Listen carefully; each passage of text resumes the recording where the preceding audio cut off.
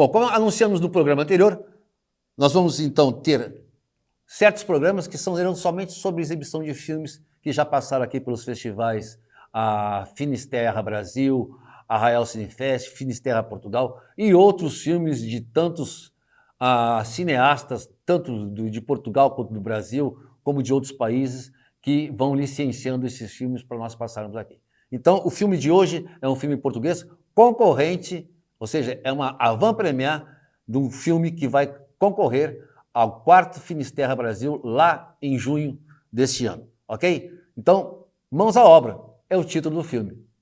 O que é artesanato é feito pelas mãos. Nós éramos, se calhar, os roleiros que vendíamos louça para o país inteiro. Nunca sabia de perder o artesanato. É tão lindo o artesanato. Quando vou e levo o meu produto e diz lá, vir apoiar-se, claro que sem ter orgulho. 6, 7 anos já ia para a pedreira, para as mós, e ensinaram-me a mim, depois já todos morreram, fiquei cá eu, sou o único que ainda as faz. Artesanato é arte, é lindo.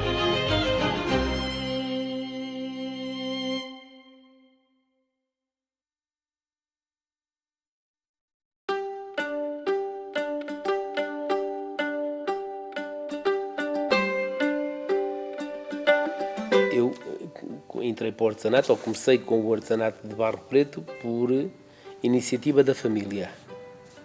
A família eram todos choleiros, a tradição de família era ser olaria, era olaria. O meu bisavô, os meus avós. Começou há tantos e tantos anos. Se me perguntarem o que é o artesanato é um dom. É um dom que nasce com a própria pessoa. Não aprendi com ninguém, foi desde pequenina. Sempre gostei do meu trabalho. Se me derem linhas, tesouras, é o meu mundo, é do que eu gosto de fazer. Eu era tão novinha, pequenina, assentei-me a fazer um avental e até fiz uma flor, uma rosa para pôr num bolso. Vejam bem a minha ideia. Por isso nasceu comigo. 6, 7 anos já ia para a pedreira, para as mós, à altura que devia ter ido para a escola, ia levar almoço, ficava lá a tirar, ou seja, pequenas pedras de entulho que estavam a estorbar, aqueles resíduos que eles estavam a fabricar e para descobrir as pedras, a matéria-prima para fazer as mós, ia tirando em cesta de terra, 7, 8, 10 anos, com 8 anos praticamente já era de manhã à noite. Eu devia ter uns 9, 10 anos que comecei a fazer palitos. Naquela altura era só miséria. E a minha mãe era sozinha e tinha 3, era eu e mais 2 irmãos meus. Ela é que abria o pau e ela é que nos labrava, eu só lhe dava as flores. E cortava-lhe a cabeça, como a gente diz que a cabeça do palito, que é aquele coisinho para trás. Ora bem, isto começou por os palitos pequeninos da boca. Com os palitos de gravetar os dentes. Aquelas pontinhas só que a gente fazia quando era miúda. Mas depois foi desenvolvendo o trabalho e desenvolvendo a arte. Olha, quando comecei a trabalhar, a fazer os palitos trabalhados, tinha 11 anos. E a minha mãe não queria que eu fizesse, queria que eu fizesse os outros, que era para ganhar mais alguma coisa. Mas depois eu continuei porque eu queria, tive sempre vontade de seguir mais para diante. O meu avô e o meu irmão já faziam. E depois eu, quando andava na escola, mas vinha da escola e ia para o pé do meu avô, para o pé do meu irmão, estávamos ali, e mexia aqui, mexia ali, mexia acolá, e aprendi com o meu avô, fui andando, aprendendo, até cheguei a saber fazê-los. E para uma pessoa era novo, eu também quero saber e quero fazer. Não era bem aquela coisa do trabalho, porque ainda era novo. Agora, pronto, é que não seja um trabalho, porque infelizmente também já não posso fazer outras coisas. Bom. Antigamente estas tradições e estas profissões iam passando de pais para filhos, de filhos para outros seguidores, porque não havia outra atividade e fazia parte do sustento da família. Isto surge na minha vida durante a adolescência, onde realmente sempre perceberam que tinha ali um gosto pela cerâmica e alguma sensibilidade também.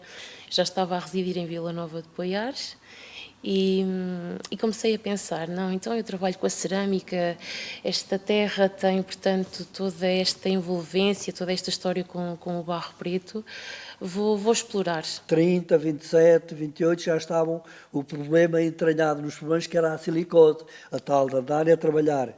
Tinham que fabricar a mó até ela ter jeito de sair, apanhavam muito pó. Esse pó entranhava-se nos pulmões que provocava a silicose. E eles então, com esse problema, chegavam a um certo ponto que a tossir, a tudo muito a tosse, mas tinham que trabalhar, porque tinham os filhos, tinham que fazer, pronto, não tinham outro meio de vida, e o próprio ordenado era baixo, a alimentação deles era baixa, e o pó, o problema, começavam a tossir, chegavam a certo ponto, iam a tossir e já saía sangue, até que chegava a certo ponto, provocava-lhe já a falta de ar, dificuldade a respirar, a tosse cada vez mais, a resistência para trabalhar, até que chegavam a um certo ponto, o cansaço apoderava-se deles. Apoderando-se, o cansaço, estava tudo feito. A miséria era tanta que até encobriam a doença que tinham, não só, até mesmo na alimentação. Eu conheci pessoas, que já cá não estão, mas que foi no tempo, que iam-se afastar a comer, assim mais afastado, para não verem bem o que eles estavam a comer, que a comida era pobre. E havia pessoas que levavam às vezes uma saquita, punham uma pinha lá dentro, a fazer de contas que era um almoço, porque não tinham em casa.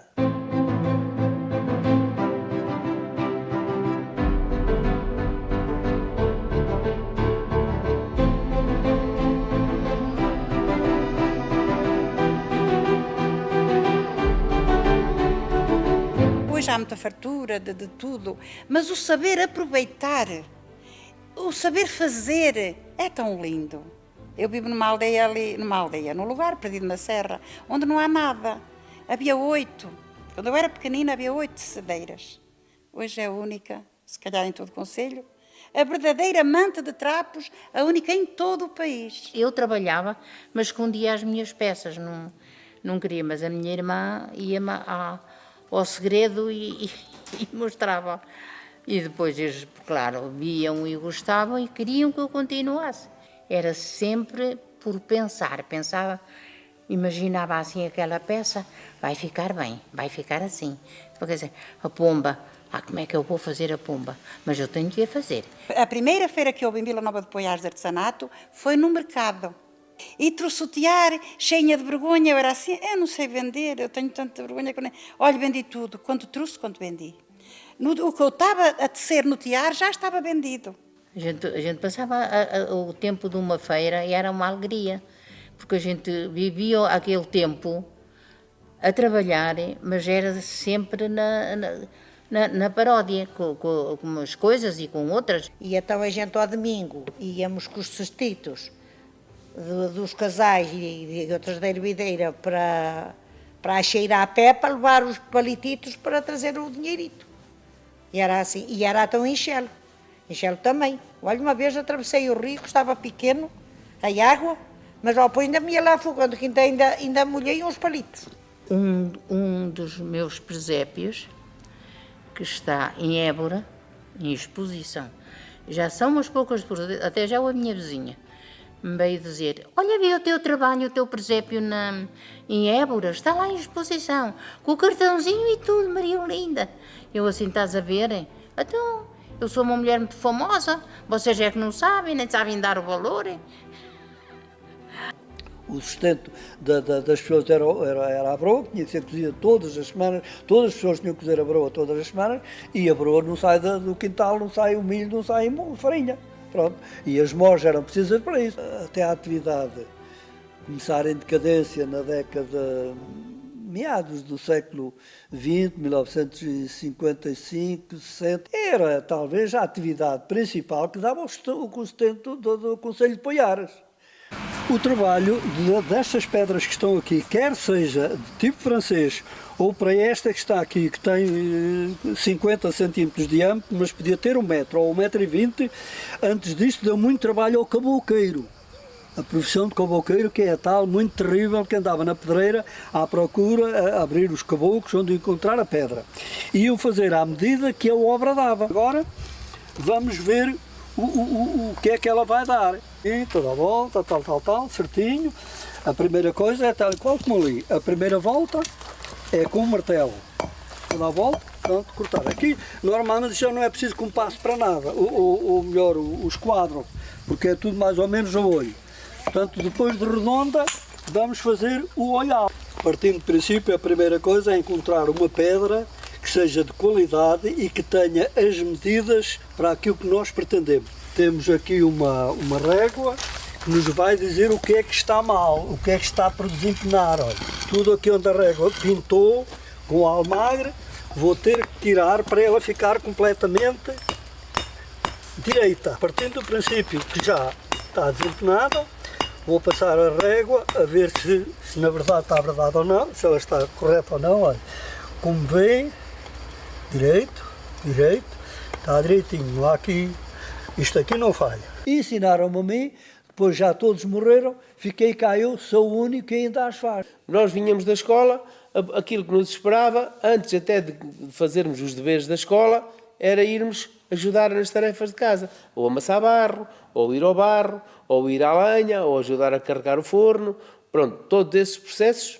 que eram necessários ser feitos, porque não havia outra forma de os fazer, não havia dinheiro, não havia condições económicas para pagar a pessoas de fora. Eu, aos 9 anos, nós já íamos mexendo nas peças, no barro, já íamos fazendo algumas coisas. Aos 10 eu já sabia fazer, aos 10, quando eu digo aos 10, foi quando eu saí da escola, já sabia fazer qualquer coisa. Já me consideravam um oleiro, pai de quinta categoria, mas já sabia centrar barro na roda, porque isto, ser oleiro, passa por uma série de fases. Em 2006 optei por abandonar um bocado aquele negócio e investir um bocado na louça preta, uma vez que o último oleiro tinha acabado de falecer, que era o meu pai. Fui à Ilha da Madeira, foi por Coimbra, por o turismo de Coimbra, e fui à Polónia, mas isto já foi aqui para a Câmara. E ninguém vendeu, tudo trouxe trabalho para casa, eu não trouxe nada. Trouxe as malas cheias com o trabalho dos outros. Pois foi, eu vendi tudo, se mais tivesse levado, mais tinha vendido. Tinha o Salgueiro Branco. Iam buscar os antigos, com os carros de bois, ainda, a Miranda do Corvo. E depois vinham de noite, traziam os bois, e isto assim, chegavam às vezes carradas de noite para descarregar. Mas era a tradição, que era assim, era madeira, era de lá, era muita fartura. Porquê? Porque também trabalhava muita gente. Não era só meia dúzia de pessoas a trabalhar, eu acho que todas as casas trabalhavam, tinham as mulheres, todas trabalhavam, faziam palitos, todas. Portanto, corta-se a madeira, descasca-se, abre-se assim aos bocados, traz-se ao sol e quer secar bem, depois estendo bem seco, claro, já dá para fazer, abre-se o pau, mas ao fim da gente o descascar tem que se abrir assim aos bocadinhos. Ao fim de aberto, labra-se. O labrar consiste para depois termos estes palitos, para depois florir e como vocês estão aqui a ver, ficam assim e faz os molhinhos. É só cortar madeira. É só cortar madeira para fazer o palito. Isso é o principal. Depois de fazer o palito é fazer a flor. E pronto, e está feito, está prendido. Não é preciso mais nada.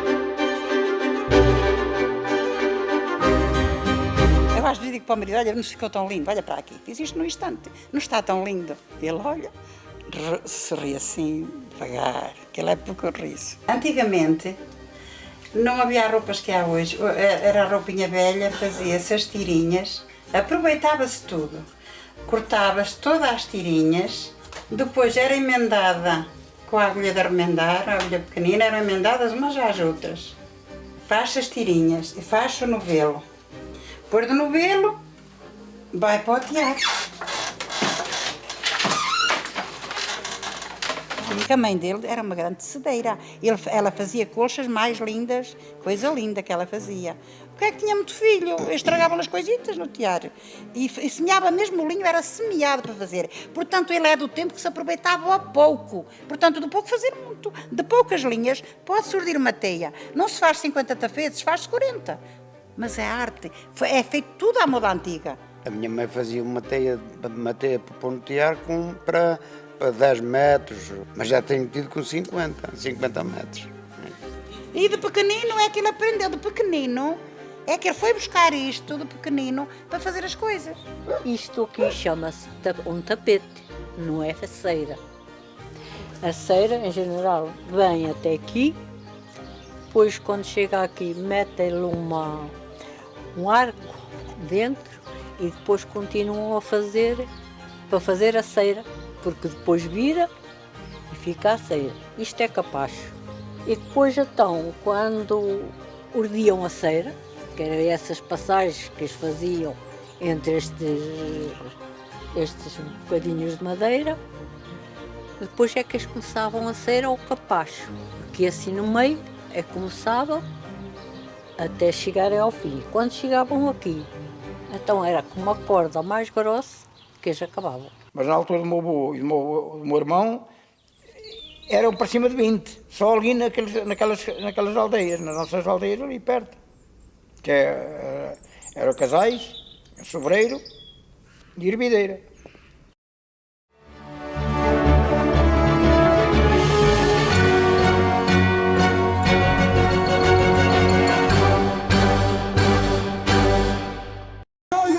Cultura, arte, música, informação. Alto astral, sorrisos, interação. Viagem, revele vivos encantos da nossa terra. No turistando, passeando com diferenciado. Guto Johnny se divertindo, fique por dentro do que acontece na região. Tem formiga show e a hora do baianão. Se papo é comer bem, vamos além da mesa com Alex e Gregory. O melhor do cinema na telinha. Tem projeto e projeções com cine, turismo, agronegócios na região. E muito mais no Abrolhos Rural. Informação na hora certa. Toda semana tem o Porto Jornal com a Luciana Bittencourt. Interação, descontração e diversão no happy hour de informação com Fábio Del Porto e Thiago Marcial no Porto. Agora. Os melhores jogos da Bundesliga, o Jornal da Cultura e o Roda Viva. Tem muito agito, inovação, todo dia, toda hora pra você se ver. A TV Porto é da nossa terra e tem a cara da nossa gente. A TV Porto é da nossa terra e tem a cara da nossa gente.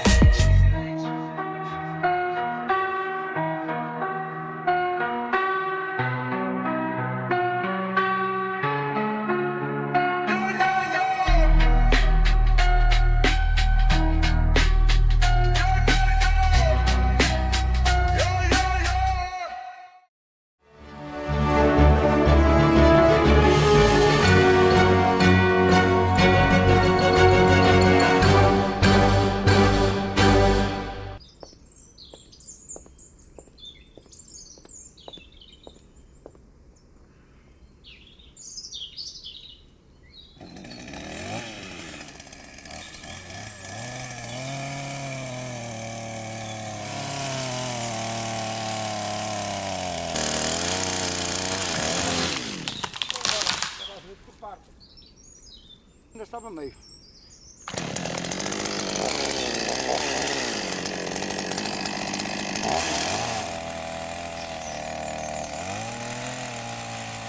Vem de uma acácia, que corta-se a acácia vem para casa, o rolo é aberto em 4, depois aberto em 4 vem para aqui e vamos começar. Ora, aqui vou lavrar, começa-se a lavrar a madeira para fazer o fundo do cesto. E raspa-se isto, que chama-se isto as fundagens. que agora há quem lhe chame as talas. Labra-se com este podão, o podão de labrar a madeira, que antigamente chamavam isto o cutelo. Estou aqui assentado num banco de labrar a madeira, que antigamente chamavam a isto a burra. Faz assim, puxa assim, porque era bem aperreado, mete bem chaveiro e está feito. Que é para depois a gente agarrar assim nas sondagens, assim andar-me aqui com isto, e agora é assim, olha, queres ver?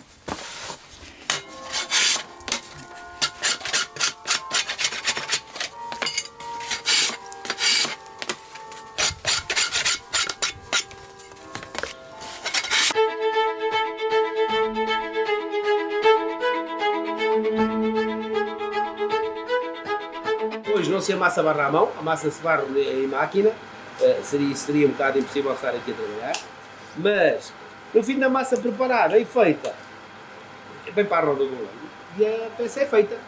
Depois vamos colocar aqui a bola de barro e vamos batê-la mais uma vez, para saltar ainda algum ar que ela tenha, e vamos começar a iniciar uma peça.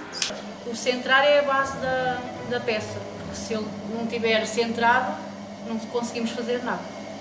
Depois abrimos a peça, o barro, fazemos o fundo. A argila, para trabalhar em roda, tem que ser molhada, não pode ser seca, para que as mãos possam deslizar no barro, senão não se faz nada. Pronto.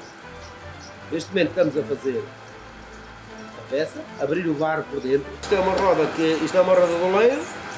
As pessoas mais ou menos sabem o que é uma roda de oleiro. Se fosse manual, tinha que estar a ser tocada com o pé. Como não é manual, é elétrica, tem um pedal. O pedal esse serve para dar ignição à roda. Isto trabalha com uma roda contra a outra e faz circular a roda para podermos fazer as peças. Quando é para moldar a peça, um bocadinho mais devagar. Isto é a cana, eu costumo chamar a minha terceira mão. Pego na cana e vou moldar a peça. Acho os pesquinhos do caçoeiro e está um caçoeiro. O barro está agarrado à roda, temos que cortar. Como é que o vamos cortar? Com uma linha. Damos uma linha e cortamos as peças.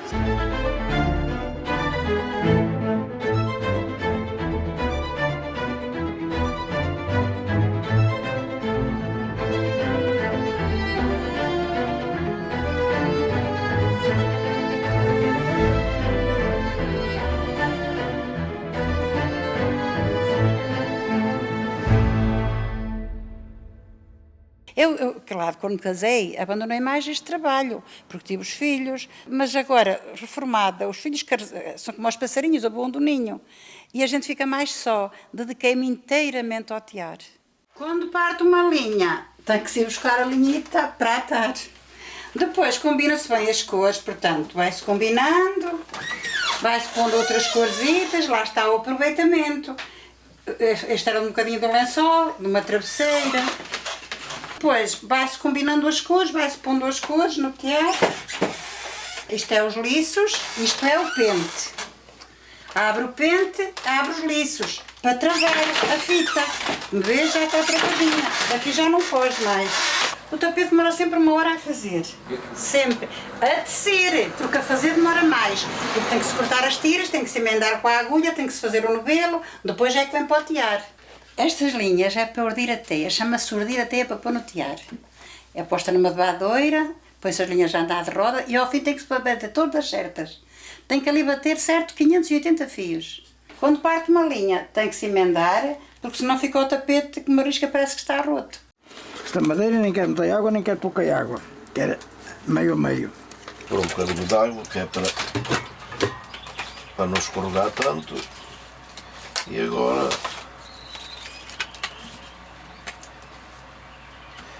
tirar as medidas para ficar certo. Pois, e algumas têm água a mais.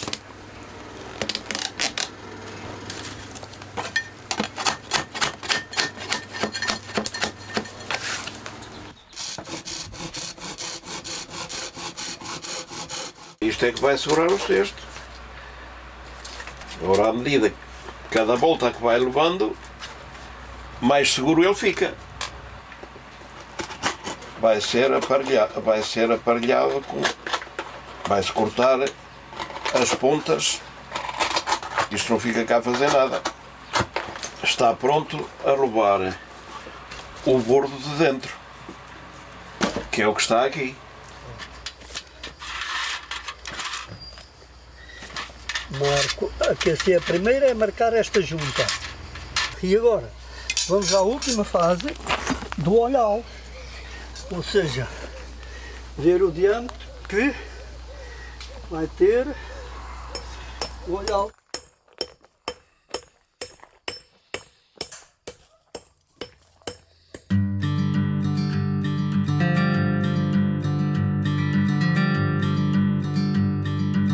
A suenga, a cozedura, um método de cozedura tradicional para cerâmica preta, consiste em 3 fases. Na primeira fase há um pré-aquecimento para que não haja um choque térmico com uma duração de cerca de 45 minutos. Posteriormente há um empilhamento das peças, onde cozem há um processo de cozedura onde decorre um tempo estimado entre 2 a 3 horas e depois disso as peças são abafadas. Normalmente as peças ficam de um dia para o outro para que permita que a falta de oxigenação e o próprio fumo circulem de volta das peças e conferem depois a cor cinza metálica ou cinza claro, preto. Esta técnica, segundo o que está documentado, decorre já desde o período do Neolítico. Estamos a falar cerca de 10.000 anos antes de Cristo. Posteriormente, os romanos continuaram com esta técnica porque perceberam realmente que conseguiam conservar, sobretudo, os alimentos, não é? Porque protegiam-se maioritariamente pela saúde utilitária para a conservação dos alimentos e, portanto, essa técnica deu continuidade. Isto é cairo, chama-se cairo. Isto era feito numa roda de madeira. A roda de madeira em cima tinha uns touros e aqui assim em baixo tinha 4 pregos. Depois a base, que é esta branca, ia ao prego e vinha ao touro. Ia ao prego e vinha ao touro, sempre assim. E depois o preenchimento era um por baixo e outro por cima. Porque a gente depois quando chega aqui para fechar, passa um por cima pelo outro, sempre assim. E depois há um que é a ponta.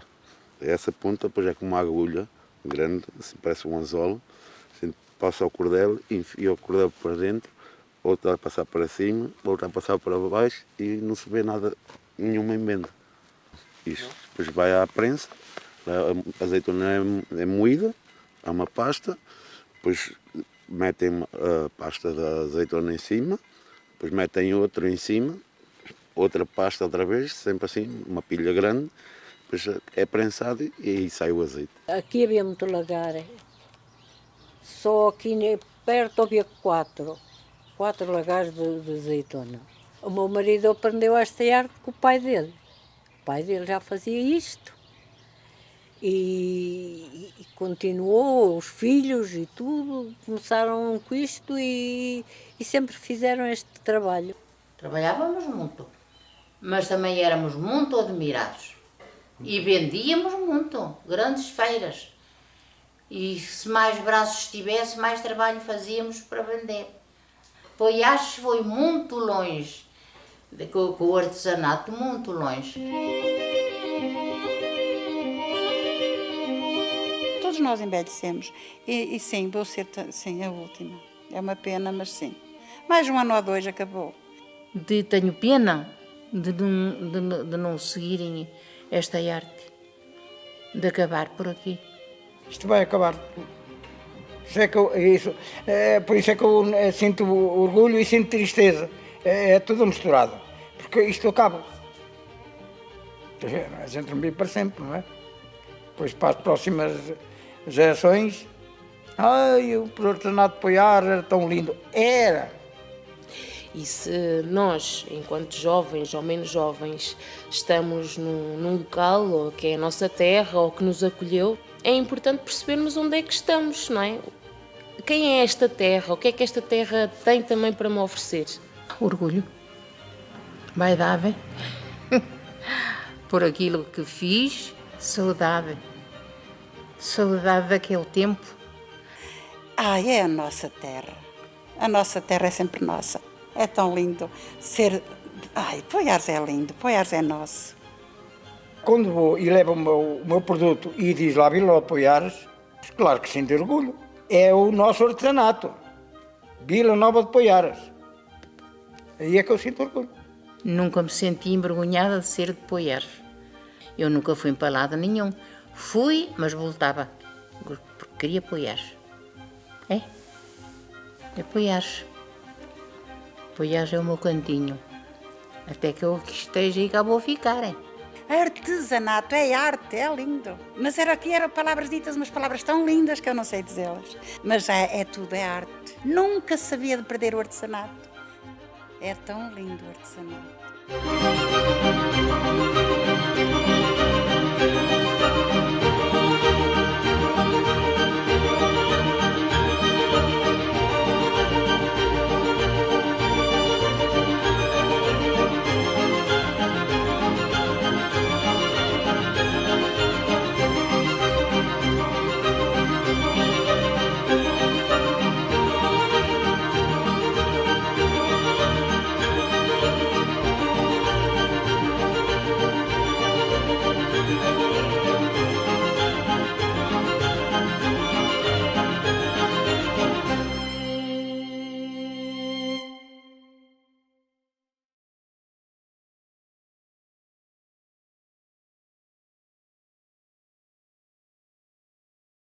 Vila Nova de Poiares é um concelho que é caracterizado por reunir um vasto património na área do artesanato, que no fundo faz parte daquilo que é a nossa identidade histórica, a nossa identidade cultural, faz parte do nosso passado e nós entendemos que era preciso fazer uma recolha de informação que perdurasse para as gerações futuras, para que também os mais jovens e as futuras gerações possam compreender melhor o que era este concelho no passado.